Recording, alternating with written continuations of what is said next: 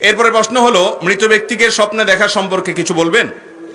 মৃত ব্যক্তিকে স্বপ্নে দেখলে কি করতে হয়? আমাদের অনেক ভাইরা জিজ্ঞাসা করেন যে আমি মা বাবাকে স্বপ্নে দেখেছি মৃত, তাকে মৃত যেহেতু আমি স্বপ্নে দেখেছি, তাহলে এখন তাকে আমি কি করব, কি করতে হবে? উত্তর হলো যে মৃত মানুষকে দেখলে বিশেষ কিছু করার কোনো নির্দেশ নাই।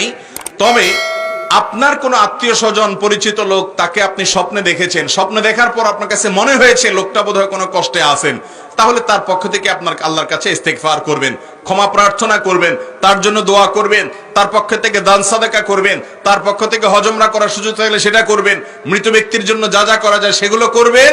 কিন্তু মৃত ব্যক্তিকে দেখলে আমাদের দেশে মানুষ মনে করে হুজুর ডেকে খাওয়াইতে হয়, দোয়ার অনুষ্ঠান করতে হয়। আমি সব সময় বলি, কোন মুর্দার জন্য কোন হুজুরকে টাকা দিয়ে যদি দোয়া করান, চুল পরিমাণ মুর্দার কোনো উপকার তো হবেই না, বরং আরো গুনাহ হবে।